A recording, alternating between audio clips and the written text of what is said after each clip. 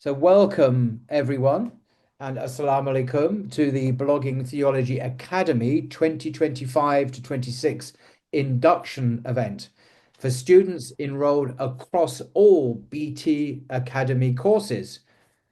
This induction marks the beginning of our second academic year following a highly successful inaugural year, Alhamdulillah. So I'll just briefly run through what's going to happen in the next hour, inshallah. So we all know what to expect. So in a few minutes, at 10 minutes past the hour, inshallah, we will be welcomed by Hassan Spiker, the Dean of the Blogging Theology Academy. At 15 minutes past the hour, in other words, 5 minutes later, there will be a brief address by Dr. Ali Atai, Dean of Undergraduate Studies at Zaytuna College and visiting lecturer at the Academy. At 25 minutes past, we will open the floor for our first 10-minute Q&A session. And at 35 minutes past the hour, there'll be a short address by Dr. Francesca Bocca, who's the convener of the Diploma in Psychology, Foundations of Islamic Sciences. If someone has their mic open, by the way, could they just kindly close it because there's quite a bit of background. Thank you very much. At 6:40 UK time, or 40 minutes past the hour, there'll be a brief address by Shahid Kamal Ahmed, who is the convener of the Diploma in Programming and Video Games. And at 45 minutes, we will have a short address by Dr. Yaqub Chowdhury, who's the convener of the Diploma in AI. And at 6:50, or 50 minutes past the hour, we will have our second 10-minute Q&A session. And at 7 p.m., or the top of the hour, in addition to the advertised program, Dr. Louis Fatui, visiting lecturer at the BT Academy, will deliver a 5-minute presentation on his captivating contribution to the advanced diploma course, the one that I run, which is called The Bible and Early Christianity, the Western Critical Method and Islam. And following this, we will hear a closing address by Professor Joseph Lombard, who is professor at the Hamad bin Khalifa University in Doha and visiting lecturer at the Academy. And finally, a few brief closing remarks from Hassan Spiker and myself, just for 5 minutes in total, inshallah. So we're going to pack in a lot in just over an hour. And we will not be terribly rigid, but we're going to try and keep it in shape and not just go on and on, because everyone's very busy and it's very different time zones all over the world, but many of us have things to do apart from this. So thank you very much, everyone, for coming along. I'm very excited about this. Absolutely thrilling, fantastic speakers, inshallah. And I think we might just begin a little bit early and perhaps invite Hassan Spiker, our dean, to make some opening comments, inshallah.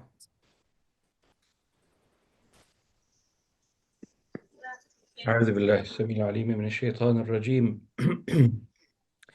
بسم الله الرحمن الرحيم اللهم صل وسلم وبارك على سيدنا محمد المصطفى النبي الأمي الطيب الطاهر الزكي صلاة تنحل بالعقب تنفرج بالكرب وعلى آله وأصحابه أجمعين اللهم صل وسلم بأنواع كمالاتك في جميع تجلياتك على سيدنا ومولانا محمد أول الأنوار الفائضة من بحور عظمة الذات المتحقق في عالمي البطون والظهور بمعنى الأسماء والصفات فهو أول حامد ومتعبد بأنواع العبادات والقربات والممد في عالم الأرواح والأشباح لجميع الموجودات وعلى آله وأصحابه صلاة تكشف لنا النقاب عن وجه الكريم في المراء واليقظات وتعرفنا بك وبه في جميع المراتب والحضرات والطف بنا يا مولانا بجاهه في الحركات والسكنات واللحظات والخطرات والطف بنا يا مولانا بجاهه في الحركات والسكنات واللحظات والخطرات والطف بنا يا مولانا بجاهه في الحركات والسكنات واللحظات والخطرات سبحان ربك رب العزة عما يصفون السلام على المرسلين والحمد لله رب العالمين.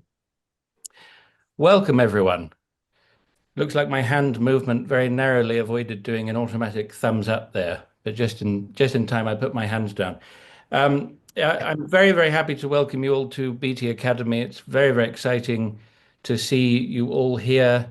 So many of you all, inshallah ta'ala, with a very strong and pure niyyah. May Allah purify our niyyahs to serve the Ummah, truly, because we live in a time in which we are subordinated to epistemological structures which are not ours.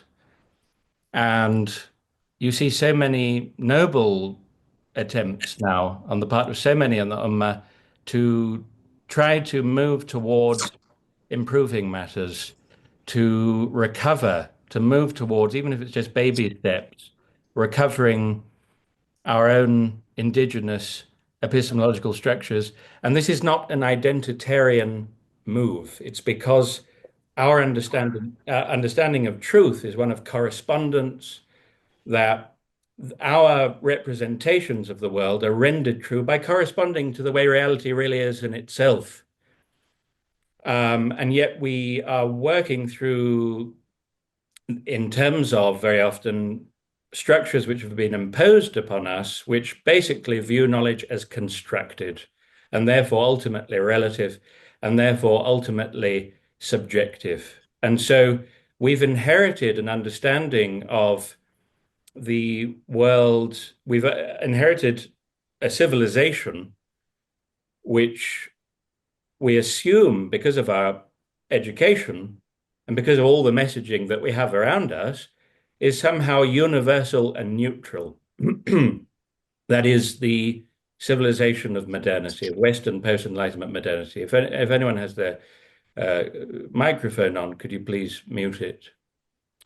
And so, we're in a situation which we are bound by these very restrictive binaries of right and left, and we're hurtling from one crisis to another, and we're at this impasse. It's a political impasse, a social impasse. It's a philosophical, intellectual impasse. So on the right, you have this, you find that we're in a situation which is lurching towards authoritarianism, even though we're supposed to be based on liberalism and science, neutral science. And on the left, you find a situation where we're hurtling towards authoritarianism. So on the right, it's this kind of coercive nativism, this immigration tyranny, this tyranny of the majority. On the left, it's this coercive genderism, gender fluidism, and this obsession with identitarianisms of various types. And why is it an impasse? It's an impasse because we can't break out of it, because both right and left, which are these very restrictive binaries, which they try to present as these fundamental options, and they're not at all. They're just two sides of the same coin, are both underlain by a fundamental epistemological and metaphysical arbitrarism, which is the assumption that there is no way of rooting, even in principle, moral, ethical, metaphysical, aesthetic, anything non-empirical, all of those structures extra-mentally. And so ultimately it's going to be a function of the will, the pure unconditioned will, as it were. And so you find this manifesting in all sorts of different ways. And one of the most horrible is the state of international relations, where essentially you have this binary, again, this fundamental schizophrenia, where there's supposed to be a commitment to international law. The metaphysical justification, the epistemological justification of international law is something called natural law, which is a very ancient tradition in the West. Because we don't actually believe there's any possibility of grounding natural law metaphysically, we revert, we default, or we revert to this default arbitrarism, which in this case is Machiavellianism instead. And that's what we're seeing unfold around us. Might is right, will to powerism, Machiavellianism. And so we're in a whole lot of trouble on so many different levels. Now, BT Academy is here to reassure the Muslims, to try and make a difference, to show that this civilization that within which we're supposed to live and breathe and have our being is actually not neutral. It's not universal. It's about as far away from that as you can possibly get. And so it's first in a certain way a process of deconstructing those assumptions. And you may have seen my recent book called The Unraveling of Intelligibility, where I analyze this non-neutrality in terms of the five fundamental bifurcations of Western civilization. That in terms of law and spirit, we've inherited as Muslims this bifurcation, which doesn't make any sense for us. In terms of temporal power and spiritual power, the secular principle, we've inherited assumptions which don't make any sense for us. In terms of faith and reason, a fundamental split between faith and reason, the idea that faith means blind faith. Again, we've inherited assumptions which don't make any sense for us. The split between knowing subject and nature, we've inherited assumptions that don't make any sense for us. The split between morality and metaphysics, we've inherited assumptions that don't make any sense for us. So, we hope to make whole again that which has become fragmented. And there are many different dimensions to this mission. One of them involves embracing critically and harnessing some of the modern developments, which sure emerged because of that fundamentally bifurcated series of bifurcated assumptions, or assumptions of bifurcation, I should say, but nonetheless are now features of our reality, which we can't hide in kind of ghettos of Luddism and just hope that it will go away, especially because we're using it all day. And so, one of these things is technology. That's why we have to understand this technology from a genuinely indigenously, metaphysically indigenously Muslim perspective. And so we have this uh, course on coding and video games with a genuine gaming legend who's also a very metaphysically attuned Muslim, Shahid Kamal Ahmed. And we have a course on AI by one of the world experts on AI today, truly, who also has a very, very profound metaphysical understanding and background. We have Dr. Francesca Bocca Al-Dakar giving an extraordinary course on psychology because we live in a time where of huge psychological and spiritual and mental imbalance amongst Muslims, very often because we're trying to normalize, we're trying to say what's going on is normal around us, because that's human nature. We want to feel comfortable in our environment, and it's not normal. And it's creating a lot of dissonance. So, in any case, I think I'm still within the time. It's absolutely extraordinary. I'm going to stop now. Welcome, everyone. I'm very, very honored to meet you all. I really look forward to getting to know you all properly this year. Allah bless you all. I'll hand back now to my dear Paul Williams. Allah bless you all. Thank you so much. Sallallahu alaihi Sayyidina Muhammad. Thank you so much indeed, Hassan. And now I'm thrilled to introduce someone I'm sure we all know very well, Dr. Ali Attai. He will give us a brief address. He's Dean of the Undergraduate Studies at Zaytuna College and visiting lecturer at the Academy as well. So over to you, sir, Dr. Ali Attai. Salam alaikum. Wa alaikum assalam wa rahmatullahi wa barakatuh. How are you doing? Good to see everyone. Bismillah ar-Rahman ar-Rahim. Wa sallallahu ala Sayyidina Muhammadin wa ala alihi wa sahbihi wa sallam. Thank you, Director Williams and Dean Spiker, for having me today, for inviting me to say just a few words during this beautiful induction event for the prestigious Blogging Theology Academy. I'll keep my comments very, very brief. I don't have much to say. As you all probably already know, I'm a huge fan of blogging theology, always have been. I'm a huge fan of Professor Paul and Sheikh Hassan.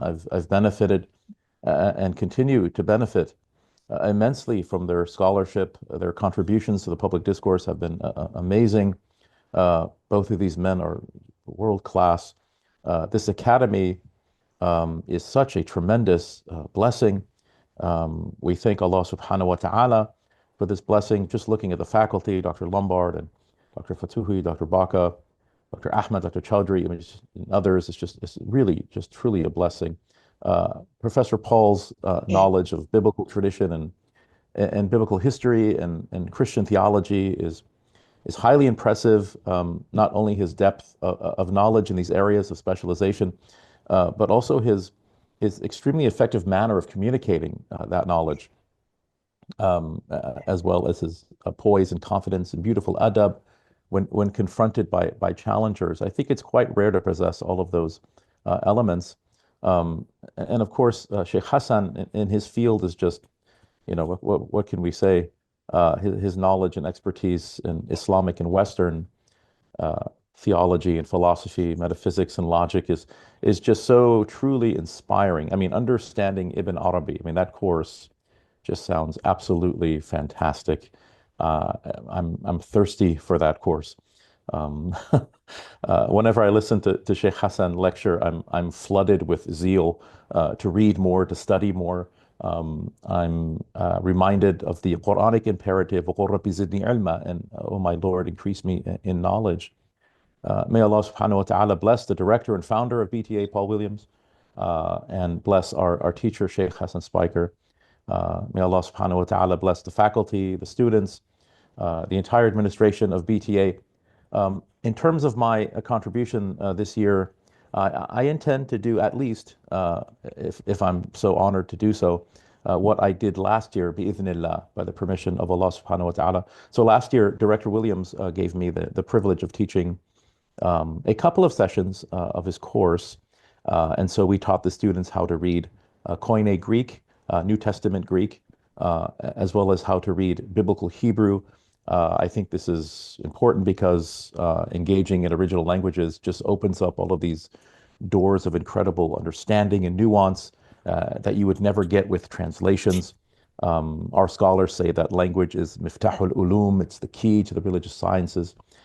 And so by the end of each session, students were able to read actual texts from the Old and New Testaments.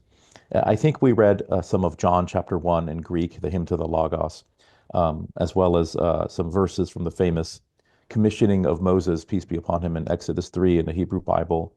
And then we looked at some interesting things that were happening in the Greek and Hebrew and how some famous translations can seemingly distort the original text. For example, the lack of the definite article before the second occurrence of the word theos in John 1:1. I mean, that could make a big difference as to how we should understand the nature of the Logos. Is this a second God who is conscious of himself, or is this, a sacred decree in God's mind, as it were, an object of God's knowledge? So it makes a big difference. So we get into some of that. And if time permits, perhaps we can do a bit more in the future, maybe a session or two on Jewish theology, the basic tenets of Judaism, religious Zionism. So there's a lot of potential there. So we'll see how it goes, inshallah. But anyway, thank you for having me. It's truly an honor. Jazakallah khairan. Alhamdulillah. Thank you so much, Dr. Ali Attai. Beautiful words and such wonderful encouragement. I really thank you for your outstanding support and encouragement to me personally and to all of us at Blogging Theology Academy in the last year. It's been truly a great inspiration and an encouragement to us. So thank you for that. As promised, at 35 minutes past the hour, we'll have a short address by Dr. Francesca Bocca. So over to you, Dr. Francesca. Assalamu alaikum. Wa alaikum salam. I'm really happy to see all of you, to see the familiar faces and meet the new people. My name is Francesca Bocca, and I will be teaching two courses. The first one is about Islamic psychology. And, psychological jargon is really something that is all around. Every time we open social media, every time we talk with someone else, we talk about boundaries. We have a certain perception of meditation as emptying the brain, or we think we are our brains, and we could go on and on and on. And in fact, talking about Islamic psychology is really a mirror of what Dr. Spiker said about metaphysics. We give for granted a lot of things that are actually the product of Western civilization. And this brings Islamic psychology into the game in several aspects, which will be covered through the course, inshallah. The first is about historical inheritance. When I studied psychology as a non-Muslim, The first thing that they taught me is that psychology was discovered in 1835 by Wilhelm Wundt in Germany. And I discovered that this date is a bit of an overshoot, as actually Islamic psychology was alive and well much earlier than that. So one thing will be to rediscover this history. Another thing would be, how do we apply this rich history to nowadays? Because unfortunately, the tradition of Islamic psychology has continued strongly through the Ottoman Empire, and then it has sort of declined for a little bit. And of course, it always had its revivers, but many applications need to be sought out in these ancient books and in these historical records and to be adapted for nowadays situations. So that's also something we will be doing. And then, of course, there is also some self-therapy for those who will attend the course, because in Islam, we do not really do theoretical sciences for their own sake. They have an application, and the application of philosophy is thinking well, and the application of psychology is to be mentally and spiritually healthy. So we will see how to do that, and we will evaluate that during the course of this time. And as for the course Sacred Knowledge that we will also be doing together, that course is aimed at covering the basics of Islam in terms of its theology and its history. So in comparison with the West, of course, because that's what we want to tackle, not because that is the basic common ground we have to start from. So we can have an indigenous view that still contemplates and talks about and engages with the West. So that's mainly it. And I really look forward to engage with the students. And as for the question, when will the courses be? My courses will be 3 p.m. and 5 p.m. Sundays, Rome time, and you will find all the details on the syllabus. Thanks a lot. Thank you very much indeed, Dr. Francesca. Hugely popular course, actually, or courses that you are convening, actually. God, we're being extremely efficient with our time this evening. 40 minutes past the hour. And now, inshallah, there will be a brief address by Shahid Kamal Ahmed, who is the convener of the Diploma in Programming and Video Games. Very, very interesting. So over to you, Shahid. Salam alaikum.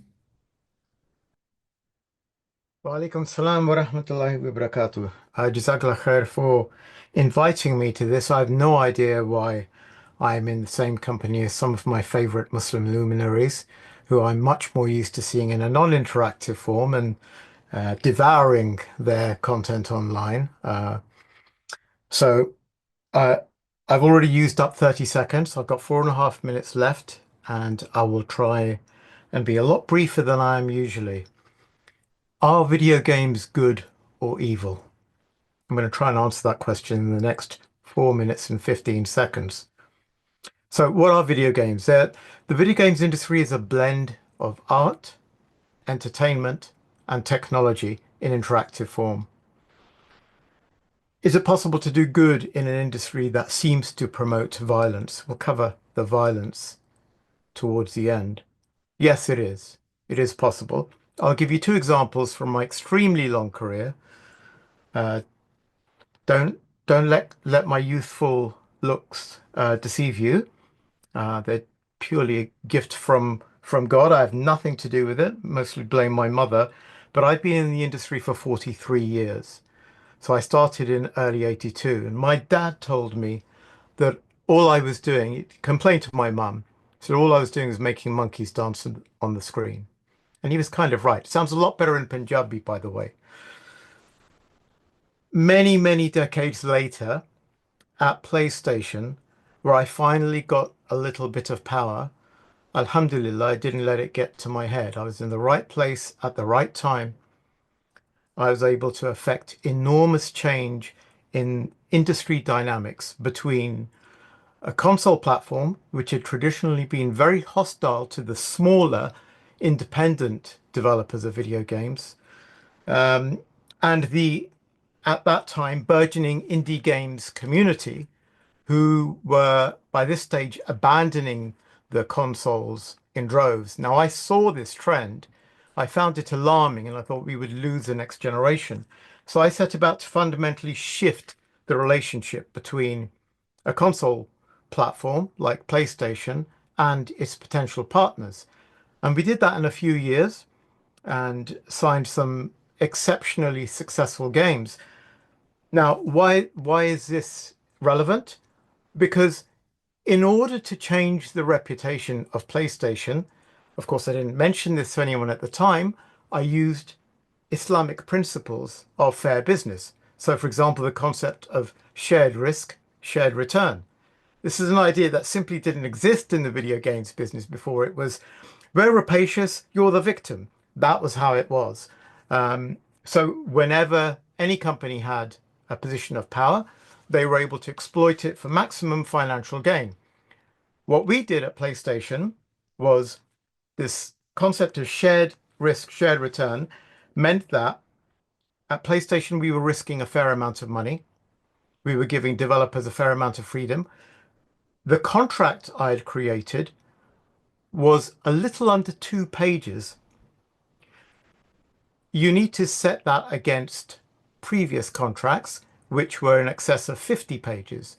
So this was remarkable for independent developers who no longer needed to use a solicitor to go with the contract. It was in plain English. They understood the terms. So that's the first thing that I was able to apply a little bit to in extremely abbreviated form. The second was a free-to-play game. Free-to-play games, I'm sure you're aware, on mobile phones have had a bad reputation. Loot boxes, pay to win, microtransactions, and so on. They send shivers up the spines of parents who, in some parts of the world, have been facing bills of thousands of pounds or dollars or name your local currency without realizing what on earth was going on. And lots of changes were made to the industry and to financial transaction approval on mobile devices to stop that from happening. But what I did with a game called Virtual Reality, the very first video game commissioned by a non-governmental organization, Islamic Relief, was to have microtransactions which went straight to the charity. And the game featured dozens and dozens of characters of every hue, of every nationality, a lot of Muslims. And to my delight, when it was shown at the National Video Game Museum in Nottingham to a bunch of local school children, most of who were Muslim, they were reported on TV as saying, it's amazing to finally see characters represented positively that look like me. So those are the two good things. I'm going to give you a very, very short story, if I may, Paul. When my son was 4, he was mercilessly bullied at school. Mercilessly. It was horrific. We pulled him out, and he is, alhamdulillah, homeschooled by my incredibly patient wife, who's an absolute saint, compared to me, of course. So his learning was potentially in danger at a very precarious age. And I did what I swore I wouldn't do. I let him play a video game because he'd watched me play. Child-friendly games, of course. So he played Super Mario Odyssey. This was before he could read and write. Super Mario Odyssey became a playground for his imagination, a game that was ultimately fair and just, gave him boundaries, rules, ideas, and concepts, exercised his imagination. In other words, therapy.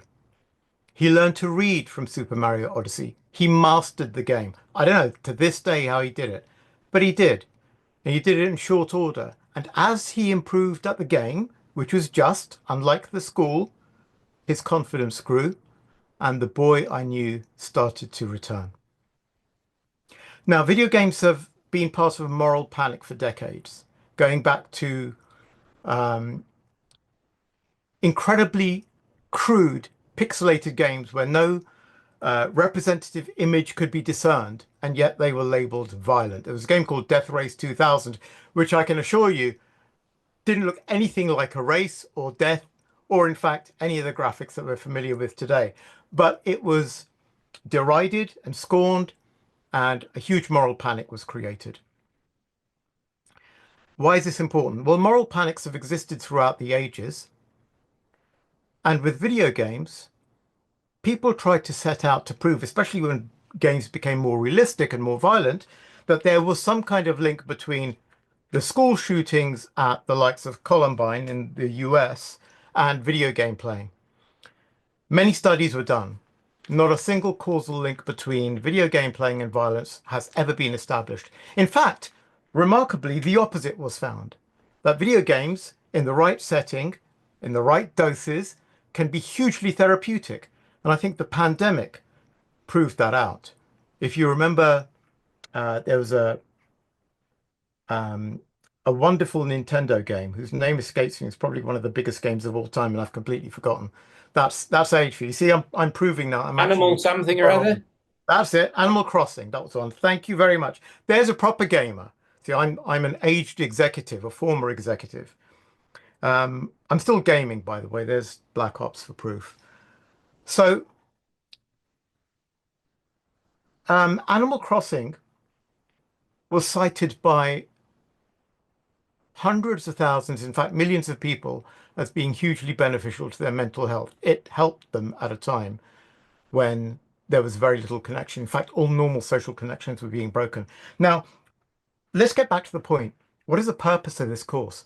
It's to show you how these things are made, why they're made, how they influence the mind of the player, how they can be used for good or evil, how they encourage the flow state, which is when people in the West are most happy. That is when the amount of difficulty and challenge and the amount of reward are carefully balanced on a carefully ascending line. I want to finish with a short story. The other day, I went to see a movie. I know, haram, haram. Okay, it's a Minecraft film, which my kids insisted I take them to. And something really incredible happened in that cinema that I will never forget. The kids were clapping and cheering and talking along with various points. And I'm always upset when somebody has a bag of popcorn behind me. But I was absolutely gobsmacked by these kids because what finally sunk in for me was that video games are now their primary medium. It's not books, it's not movies, it's not music, it's video games. And us as slightly older people, we need to understand that this is a world that they're growing up in, they're hugely involved in, they're informed by. Now, we can either stand outside it and we can say haram, or we can find out how it works and use it for things like virtual reality, but hopefully games that are an awful lot better. So, video games, good or evil? Yes. Now, I'm going to use my experience in this course to show you how you can go either way. And it will be up to the student to decide why they're doing it and what they're going to do with that knowledge, inshallah. Jazakallah khair. Beautiful. Thank you so much, Shahid. Thank you. Yes, thank you very much indeed, Shahid. Now we will have a short address by Dr. Yaqub Chowdhury, who's the convener of the Diploma in AI. So, assalamu alaikum to you, Yaqub.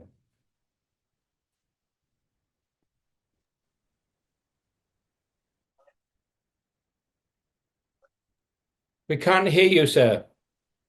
We can't hear you.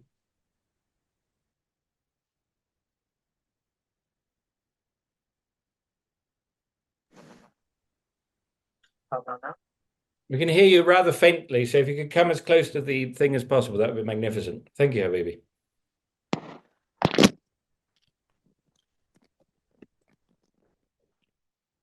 And now? Much better, much better. Okay, wonderful. It's going Apologies. brilliantly. You're going to do so well. Bismillah.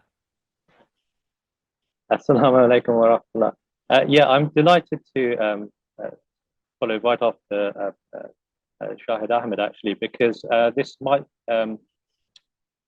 surprise many of you to know that there's this direct line between AI research and development and video games industry. And this happens in two respects. First is the underlying hardware technology which powers the deep learning revolution, the production of the graphics processing unit by the company NVIDIA, which is one of the world's most valuable companies now. So they were first and foremost preoccupied with developing computational hardware to accelerate the visuals in computer games, in computer graphics. And that technology came to be repurposed for the production of AI technology. And so what's significant about this is that world making preceded the development of the reconstruction of the mind. So AI, the standpoint we'll be taking in this course is, so besides all of the things that you would have already heard about, the impact on the workplace, on jobs, on creativity, and so on, we'll also be looking at AI as a philosophical quest to reconstruct intelligence in the machine, in computational systems, as a metaphysical research program, which is, if we've had what we could say an unraveling of reality over the past several centuries of Western thought, AI is really the culmination of trends in Western, these trends in Western philosophy, which have unraveled our reality and is now reconstructing it in artificialized form using computer technology. So where we are is that there have been several, those trends in Western philosophy include, for example, the Copernican revolution, which dislodged man from the center of the universe, the Darwinian revolution, which made human beings continuous with the animal kingdom, and then the Fordian revolution, which estranged us from our own psychology.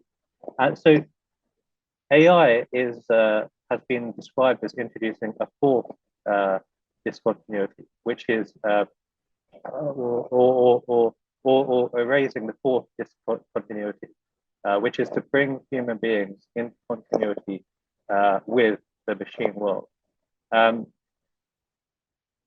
So we'll be exploring this philosophical inheritance and understanding AI as an experimental site for philosophical exploration. And in fact, not just to establish continuity between humans and machines, but AI even purports to go further than that. The proponents of AI development, proponents of superintelligence, purport to go even further than that, which is just that we are merely in the creation of artificial intelligence, part of an evolutionary process to bootstrap intelligence into the cosmos. So we'll be interrogating these underlying philosophical themes. But what we want to do is we want to keep this philosophical inheritance in mind, but also investigate the technical foundations of these systems and understand, we don't want to simply dismiss the limitations of these systems, but we want to understand why they are successful in so many domains, and why they have led to this idea that that intelligence in computers will continue to expand to become a super intelligence. And lastly, I'd like to highlight that this course will bring in the insights from the Islamic tradition to resist these dehumanizing tendencies from the artificial reconstruction of the mind and the world. So with that, thank you. Thank you very much indeed, Dr. Jakob. They're an extremely important subject, incredibly prescient and pressing. So thank you very much for that taster, really. So we have our second 10-minute Q&A session.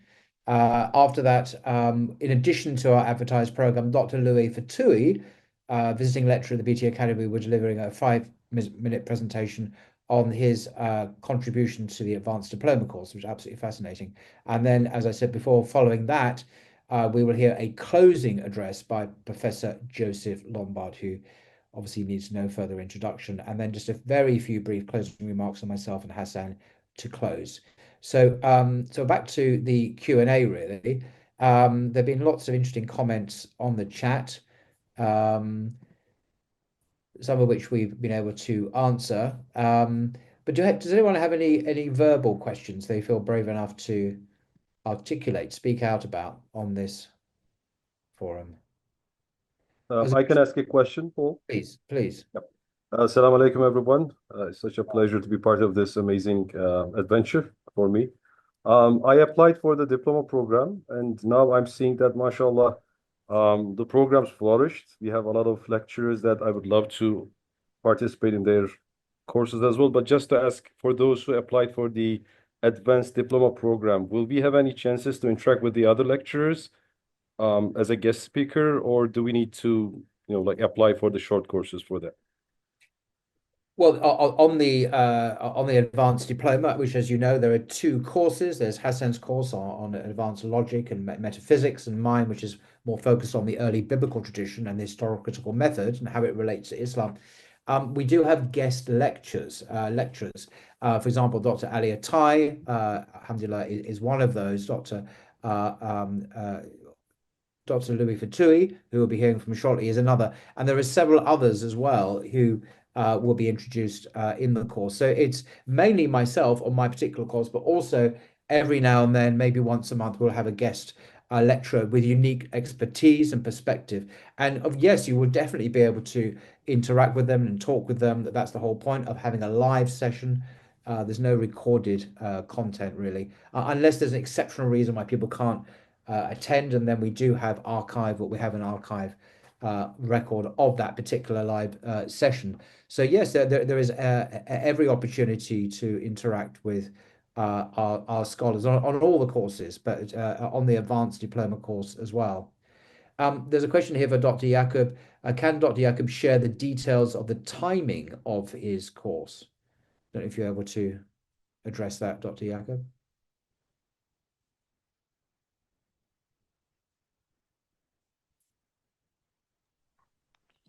Yeah, I believe it's 5 to 7 p.m. on Saturday on a weekly basis. 5 to 7 p.m. on Saturdays on a weekly basis. In addition to that, something we haven't mentioned yet, but I think is very important, is that what really sets BT Academy apart, other than all the other things that you already heard set it apart, not to boast, is the one-on-one attention that you receive from the mentors, the instructors. It really is a kind of one-on-one mentoring, which we think is just so important. So in addition to the live lectures, which are also already very interactive, have things like breakout rooms and live quizzes and things. The most important follow-up to that is the office hours, where you have one-on-one tuition. And those are booked via Calendly. We still haven't finalized the timing for those for all the courses, but you'll be informed in due course about those, inshallah. Thank you. Someone's just asking, or Brandon's asking, do we have to pay two separate tuitions for the Western tradition course and then metaphysics course? No, there's one fee. There's actually one diploma, but the diploma is made up or consists of two courses, and they are an intrinsic, unchangeable. They are one diploma course. So what one takes them both, and there's just one fee for them both, and they do complement each other. There is a considerable degree of complementarity, and they fit together to provide an overall advanced diploma education, inshallah. Are there any more questions? Hassan, anything there you need to? Yes, Dr. Francesca has to disconnect, so she just left a message there. So thank you very much for letting us know. Just scrolling down. There's a question for you there, Ustad Hassan from Namer Khan. It's quite a big question. Well, I I have a fairly unusual home background, home environment, and I'm not going to bore you with the details of that. Forgive me for saying if you want to find out, you could watch the recent interview that I did with Alia Forza, which was only last week or something. But basically, my parents were people who had left the world and followed a sheikh and lived in communes, and that was the environment I grew up in.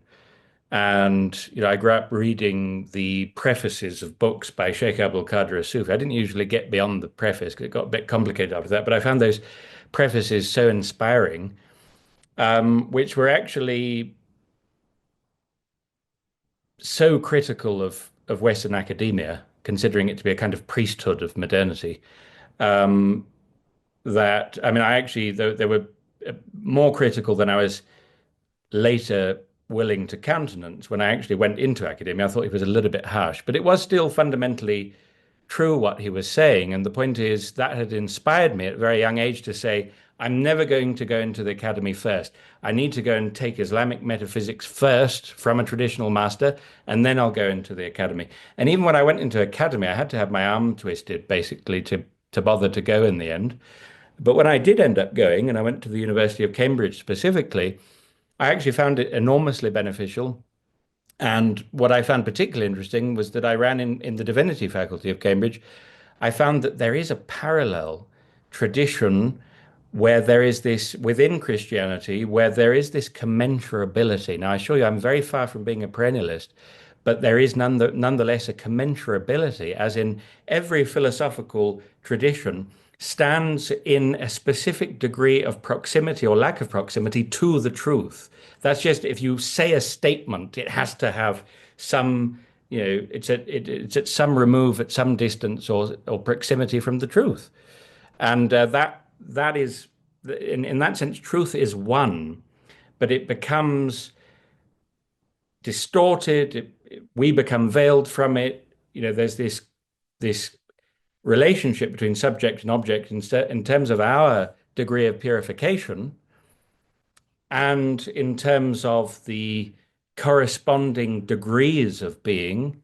So there's kind of isomorphism between our ability to reflect and the intrinsic depth of the extramental world. And so there is an extraordinary tradition within Christian civilization, broadly speaking, and post-Christian civilization now, or at least partly post-Christian civilization, still much more Christian than most people are prepared to admit, actually. But the point is, there is a tradition of people like Nicholas of Cusa, of Meister Eckhart, of Marsilio Ficino, of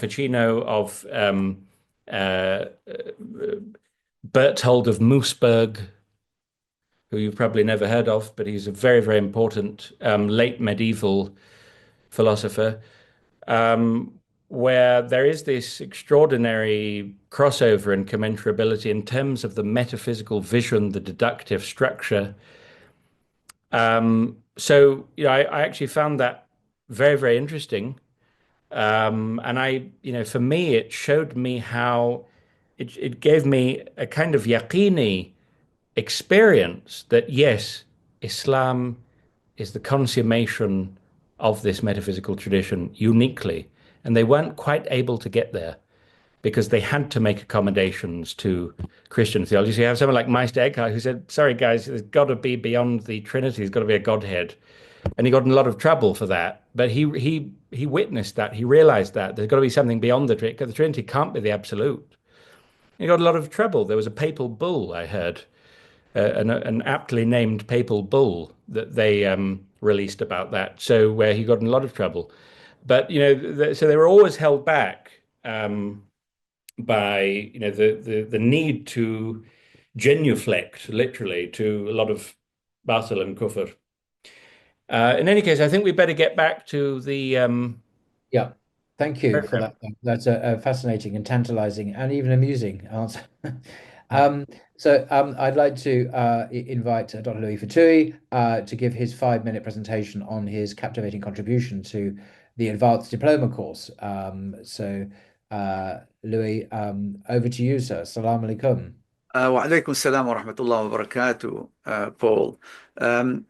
I'm truly honored, really, to be in the company of such esteemed scholars and students of Islam. And thank you very much, Sheikh Hassan and Sheikh Paul, for inviting me to make a contribution to this amazing endeavor, BTA. I'll just give an overview of my contribution. I will be conducting a session on the subject of Jesus and the law from an Islamic perspective. And that means Jesus and the law, the position of the law in Christianity is a hotly debated subject that, it goes back the discussion and the disagreement over what Jesus meant, what the law meant for Jesus, etc., goes back to the early Christianity. In this hotly debated subject, the Quran is ignored. This is always conducted within Christian context, and it's the two participants are Christian and Jewish scholars. The Quran is completely excluded, as it is, of course, excluded from any discussion of the historical Jesus.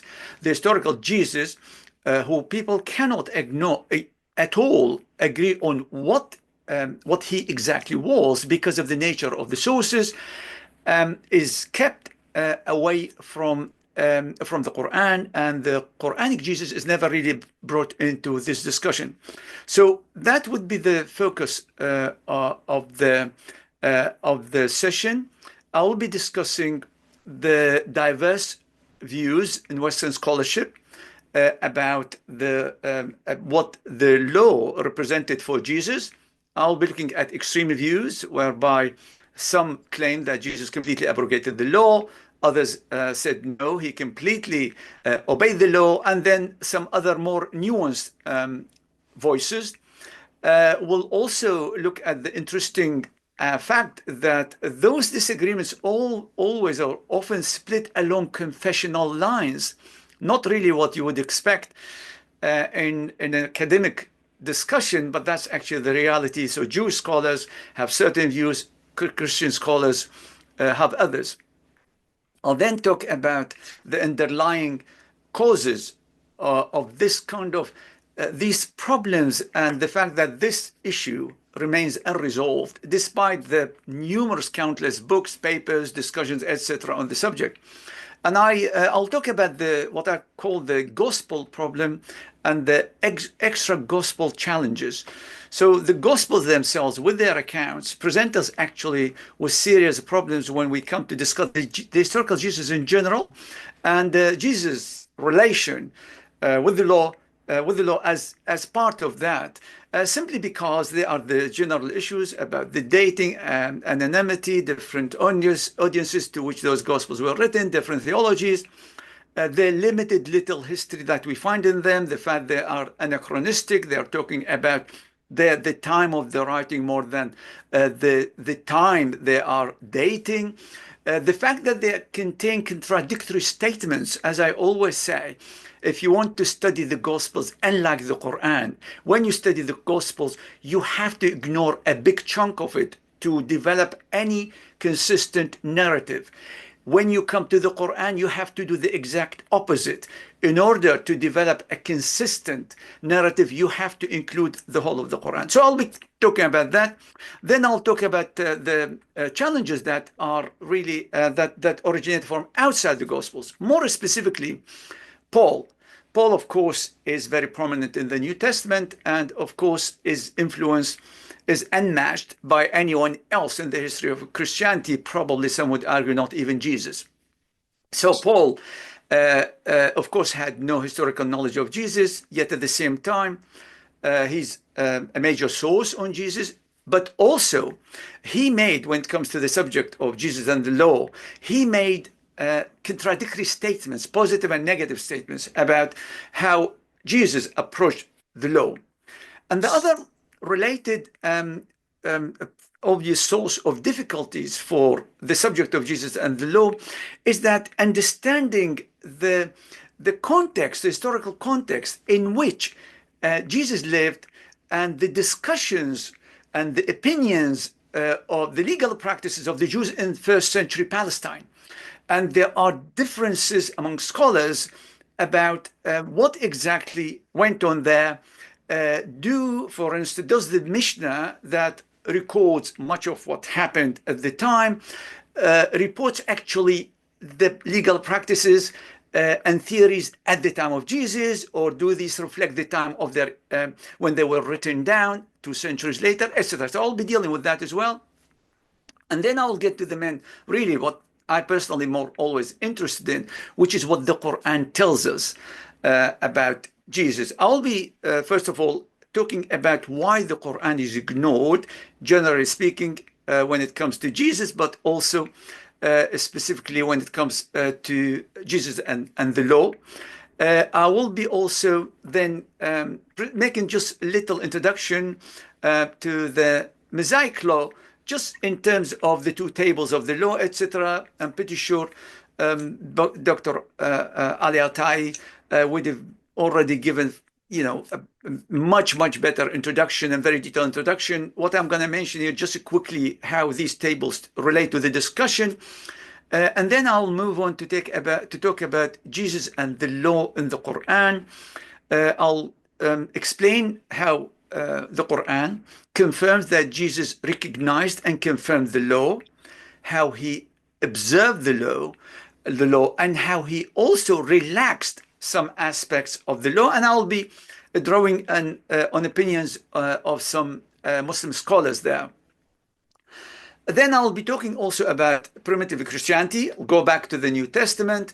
We will go through a variety of references in the New Testament, in the book in Acts in particular, but also in the Gospels, in where we can kind of learn about what primitive Christianity, the early Christians, said and believed about the relationship between how Jesus viewed the law.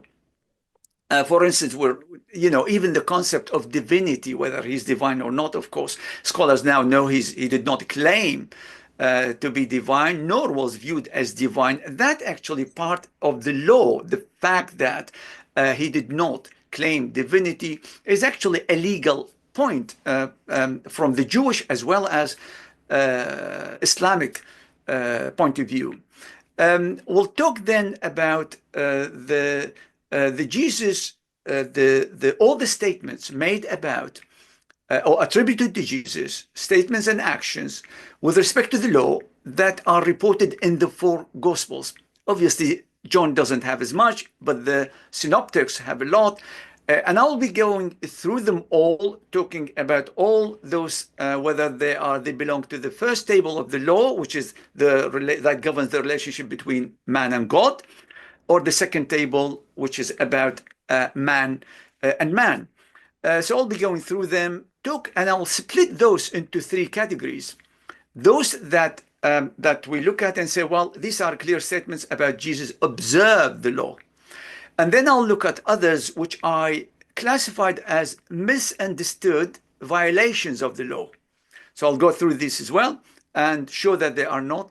And then I'm going to pick a couple of other statements that are called as described as intensification of the law.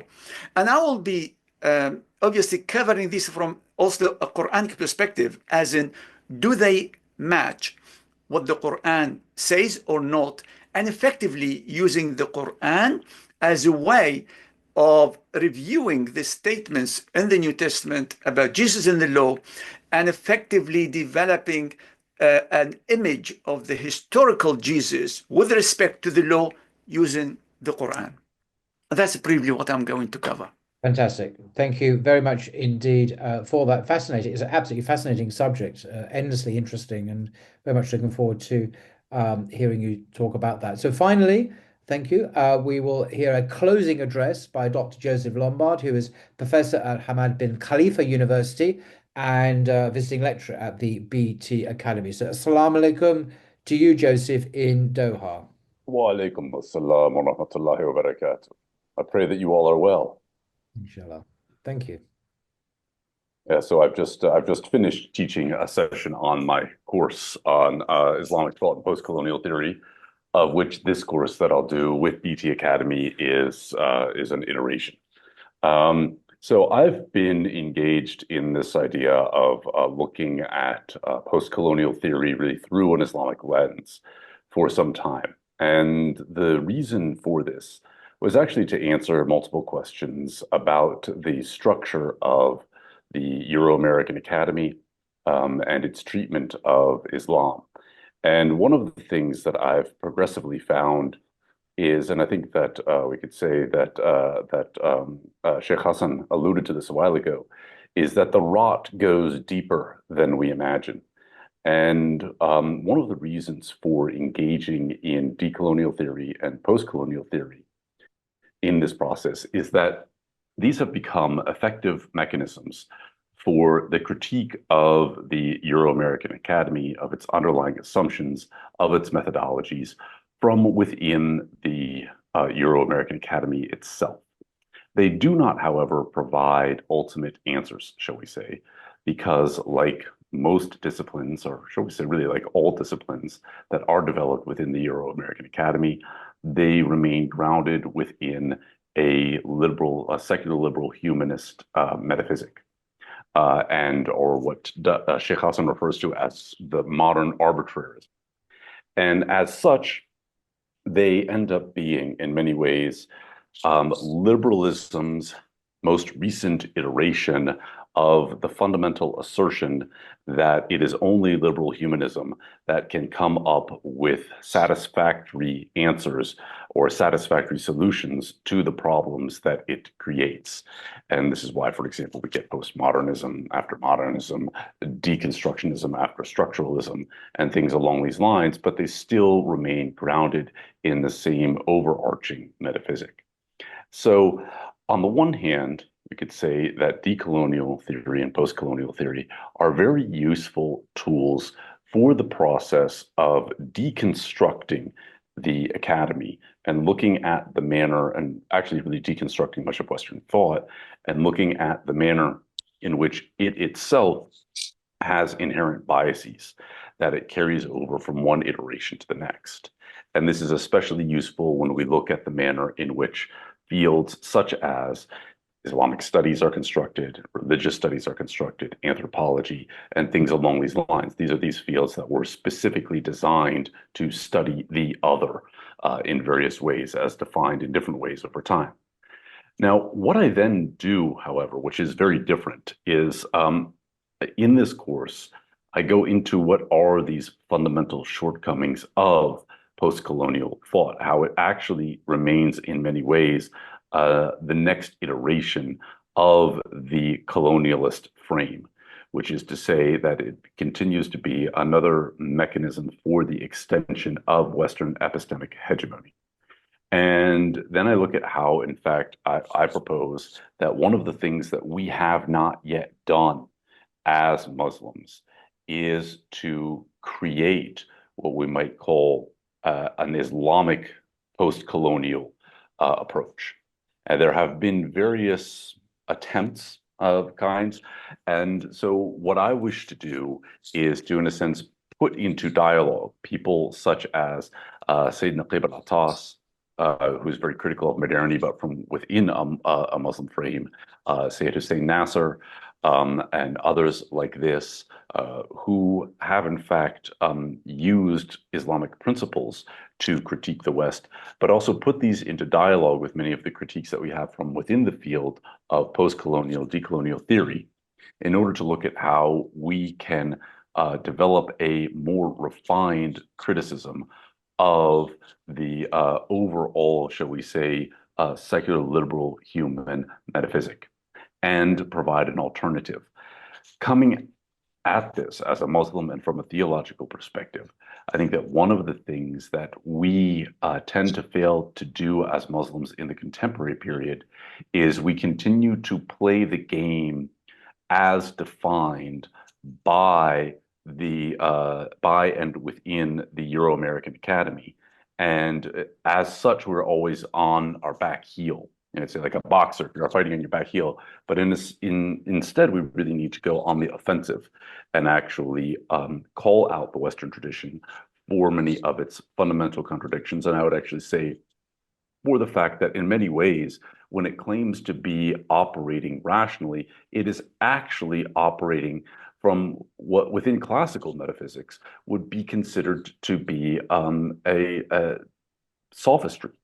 And I would say that it is sophistry because it is not grounded in established apodictic principles. And first principles, as we would say, if we were looking at it from within a, shall we say, Avicennan framework. And so to really kind of bring that out and tease that out is the overall kind of objective of this course. And in many ways, it's for me a work in process within my own work. So when I teach this course, it comes through in a different iteration every time. And for how we go through, I begin by working with some of the people who don't really work within what is classically called post-colonial theory, but were writing before post-colonial theory became a field in and of itself. This would be figures such as Frantz Fanon, who really called out the West for many of its underlying issues in a far more visceral way, and really identified many of the subtle mechanisms through which colonialism works to dominate people, and how we actually have to respond in an offensive way and not a defensive way. He talks about it as violence, and part of what he means by this is epistemic violence. And this, I think, is one of the things that we have to do, and one of the things that we are called upon as an ummah wasita is to actually be able to bring these fundamental transcendent principles to not just how we live our own tradition, but to the world in general, and to show how within the classical Islamic tradition, we actually have answers to many of the issues, the exigencies that confront humanity. We just tend to be scared to actually bring them out. So, for example, in the field of Islamic finance, and forgive me if anybody's in Islamic finance, but there's hardly any such thing as Islamic finance.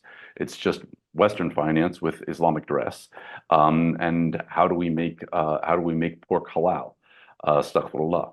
And within the fields, I wasn't here when Dr. Francesca was talking about her course on Islamic psychology, but this is one of the things that we find there as well. You know, modern psychology is really just a palliative for how you deal with the horrors of the modern condition, and doesn't really offer any deep solutions.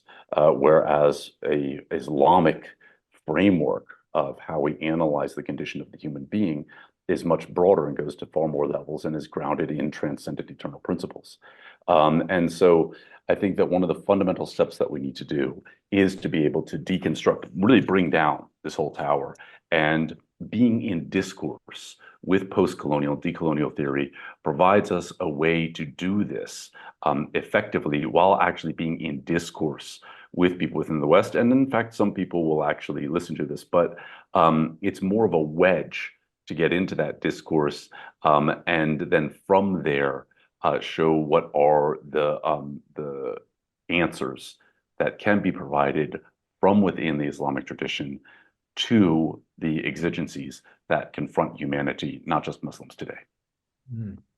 Gosh, I'm speaking for myself. Thank you very much for that, Dr. Lom. I'm speaking for myself. I think your work is of inestimable value in helping us to see the real epistemological inequalities and differences between. I'm not going to go into it all now, but it's really a valuable work. Your published work and your speeches have been enormously influential, alhamdulillah.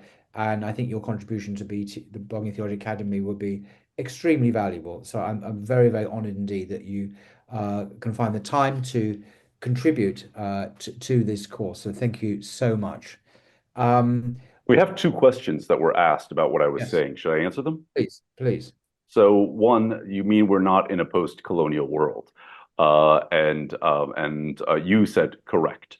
Just to say yes, this is one of the things that we go through in the course, is people will talk about colonialism, but then there's also the phenomenon called coloniality. And when people talk about coloniality, that means the ways in which, even though you might have settler colonialism has ended, but it is the many subtle ways in which Western hegemony continues by multiple means, and the academy is one of these means. And then the second question is, what is an example of epistemic violence? An example of epistemic violence, it's a very good question, but I would say that you could almost say that in some ways, what Hassan Spiker did with his critique of Kant is an example of this, where you're just ripping down one of the fundamental pillars of the Western hegemonic discourse, and gradually showing this. And another thing is that also one of the fundamental things is to illustrate to people that, in fact, they are operating in a sophistic frame because they do not actually have established principles from which they are working. And when you are able to illustrate that to people, oftentimes they'll reject the manner in which you're doing the discourse itself, but it really is a very violent approach. Usually our approach is to kind of dance around within the field that has already been established within the Western frame. And this ends up, when we do that, we a priori leave many fundamental principles at the door. It's as if we say, oh, okay, I'll come in here with my hands tied behind my back while you're able to use your arms. This is a ridiculous way to begin the discourse. And so, for example, when you get into the field of Quranic studies, you'll often have Muslims operating within the field of Quranic studies, but accepting many of the assumptions of that the Islamic, or that the Western frame for studying, for historical analysis, is the best. And that itself is a debated issue. And so it's to go down to these fundamental issues and challenge them at their core. Okay, thank you very much indeed, Dr. Joseph Lombard. Absolutely fascinating. I think we need to draw this to a close now. So Hassan will say a few concluding words, and my words will be even briefer in conclusion. So over to you, Hassan. Thank you so much, everyone who has spoken, everyone who has attended. It's such a gathering, inshallah ta'ala, of barakah and light. And I hope that we can all do tasheeh of our niyyah, get our niyyah right for this journey that we're embarking upon now. And this is to serve the ummah. And it's extraordinary, the historical moment that we're witness to. It's wonderful to be in the presence of these luminaries, Professor Ali Attai, Professor Joseph Lombard, Professor Dr. Francesca, and leaders of their fields when it comes to AI and programming and coding and video games. May Allah bless you all. Please keep us in your prayers. And this is a very, very exciting journey that we're embarking upon together. Thank you so much, everyone. Thank you very much indeed, Sheikh Hassan. And this concludes our induction event for 2025-2026. I mean, really, we're all very excited, instructors, especially to meet you, to meet you again, and looking forward to the courses, the short courses and the advanced diploma courses as they begin. Well, the advanced diploma begins this Saturday, of course. And please email us at Student Services. Please participate in the WhatsApp groups, because that's part of the life of being a student on BTA, is this kind of fresh, immediate, personal, direct contact throughout the weeks and months, inshallah. So we'll leave it there. Thank you very much, everyone. It's been absolutely lovely meeting you all, inshallah. until next time. Assalamu alaikum.